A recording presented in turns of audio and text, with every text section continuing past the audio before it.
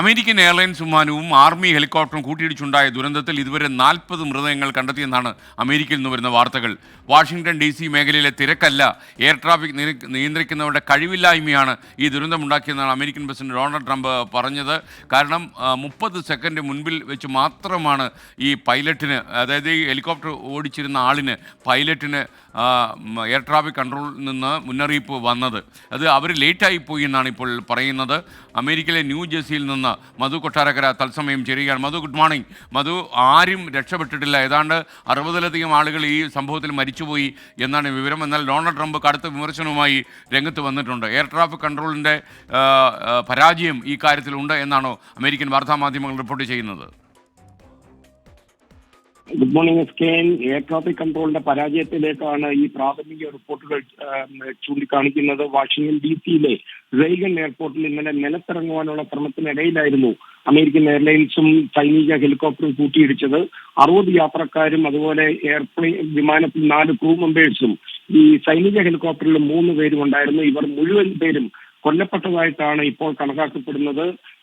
ആരും രക്ഷപ്പെടുവാനുള്ള ഒരു സാധ്യതയുമില്ല. US president Donald ട്രംപും ഇത് സംബന്ധിച്ച് ഒരു സ്ഥിരീകരിച്ച വാർത്ത ഇന്ന് പുറത്തുവിട്ടിട്ടുണ്ട്. പൊട്ടോമ നദിയിൽ 3ആയിട്ടാണ് ഈ വിമാനം തകർന്നു വീണത്.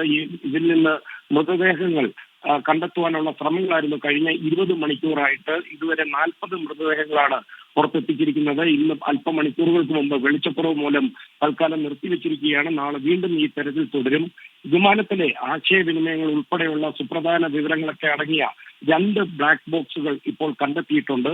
കോക്പിറ്റിലെ വോയിസ് റെക്കോർഡറും അതുപോലെ ഫ്ലൈറ്റ് ഡേറ്റ റെക്കോർഡറുമാണ് ഈ ബ്ലാക്ക് ബോക്സുകൾ. അതുപോലെ നാഷണൽ ട്രാൻസ്പോർട്ട് സേഫ്റ്റി ഈ അപകടം സംബന്ധിച്ചുള്ള അന്വേഷണം ആരംഭിക്കുകയും ചെയ്തിട്ടുണ്ട്.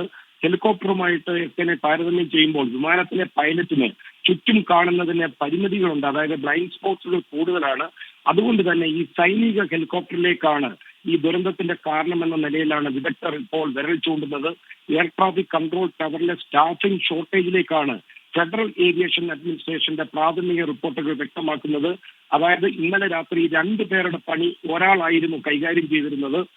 ബുധനാഴ്ച രാത്രി വിമാനത്താവള പരിസരത്ത് ഹെലികോപ്റ്ററുകൾ കൈകാര്യം ചെയ്തിരുന്ന അതേ കൺട്രോളർ ഈ റൺവേകളിൽ ഇറങ്ങുകയും പുറപ്പെടുകയും ചെയ്യുന്ന വിമാനങ്ങൾക്ക് നിർദ്ദേശം നൽകുകയും ചെയ്യുന്നുണ്ടായിരുന്നു. അതേസമയം ഡൊണാൾഡ് ട്രംപ് പറയുന്നത് വാഷിംഗ്ടൺ DC മേഖലയിലെ തിരക്കല്ല, എയർ ട്രാഫിക് നിയന്ത്രിക്കുന്നവരുടെ കഴിവില്ലായ്മയാണ് ഈ ദുരന്തത്തിന്റെ കാരണമെന്ന് പറയുന്നു. മാത്രമാണ് ETC ഇവർക്ക് നിർദ്ദേശം നൽകിയതെന്ന് പറയുന്നു. മാത്രവുമല്ല, ഈ ഡൊണാൾഡ് ട്രംപ് പറയുന്ന അനുസരിച്ച് യഥാർത്ഥത്തിൽ ഈ പൈലറ്റിന്, ഹെലികോപ്റ്ററിന്റെ പൈലറ്റിന് തൊട്ടു മുമ്പിൽ വിമാനം കാണാമായിരുന്നു, എന്നിട്ട് അയാൾ തീരുമാനമെടുത്തില്ല എന്നാണ് പറയുന്നത്. ഇതിനെക്കുറിച്ച് എന്താണ് ഈ അമേരിക്കയിൽ കേൾക്കുന്ന പബ്ലിക് ഒപ്പീനിയൻ? SKN സമാന രീതിയിലാണ് വിദഗ്ധരുടെയും മറ്റുള്ള റിപ്പോർട്ടുകളും വരുന്നത്. കാരണം ഇത് വ്യക്തമായിട്ടുള്ള നിർദ്ദേശം ഉണ്ടായിരുന്നു. ഈ 8:53 ഈ അപകടം ഉണ്ടാകുന്നത്, അതിന് തൊട്ടു മുമ്പ് വരെ. തന്നെയുമല്ല, ഏതാണ്ട് 3000-ലധികം ഷോർട്ടേജ് എയർ ട്രാഫിക് കൺട്രോൾ രംഗത്ത് ഉണ്ടെന്നുള്ള റിപ്പോർട്ടുകളും വരുന്നു. തന്നെയുമല്ല, ഇതേ മേഖലയിൽ കഴിഞ്ഞ 3 വർഷത്തിനുള്ളിൽ ഏതാണ്ട് 3 പ്രാവശ്യം സമാന രീതിയിലുള്ള കൂട്ടിയിടിക്കൽ തലനാരിഴയ്ക്ക് ഒഴിവാക്കപ്പെട്ടത് പൈലറ്റുമാർ റിപ്പോർട്ട് ചെയ്തതും ഇപ്പോൾ വന്നിരിക്കുകയാണ്. SKN.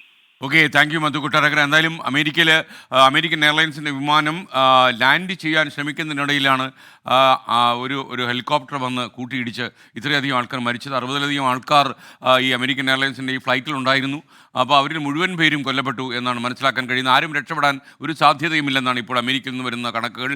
മാത്രമല്ല, ശരിക്കും ഈ വിമാനത്തിന് തൊട്ടടുത്ത ഹെലികോപ്റ്റർ എത്തുമ്പോൾ വെറും 30 സെക്കൻഡ് മാത്രം ബാക്കിയുള്ളപ്പോഴാണ് എയർ ട്രാഫിക് കൺട്രോൾ സംവിധാനം പൈലറ്റിന് മുന്നറിയിപ്പ് കൊടുക്കുന്നത്. അപ്പം മാത്രവുമല്ല, ഈ പൈലറ്റ് എന്തുകൊണ്ട് തൊട്ടു മുമ്പിൽ വിമാനത്തെ കാണാതെ പോയി എന്നുള്ളത് അതും അത്ഭുതകരമായി അവശേഷിക്കുകയാണ്. എന്തായാലും ഈ അപകടം അമേരിക്കൻ ആകാശത്ത് നടക്കുന്ന ഒരു വൻ ദുരന്തങ്ങളിൽ ഒന്നായി മാറി. ഇത്ര അധികം ആൾക്കാർ മുഴുവൻ, ഈ അമേരിക്കൻ എയർലൈൻസ് ഫ്ലൈറ്റിൽ സഞ്ചരിച്ച ആളുകൾ മുഴുവൻ നദിയിൽ വീഴുകയായിരുന്നു. 2ആയി പിളർന്നുപോയി വിമാനം എന്നാണ് നമുക്ക് മനസ്സിലാക്കാൻ കഴിയുന്നത്. അപ്പോൾ ഇത്രയും വലിയൊരു അപകടമാണ് അമേരിക്കയിൽ ഉണ്ടായത്. കാരണങ്ങൾ അന്വേഷിച്ച് കണ്ടുപിടിക്കട്ടെ.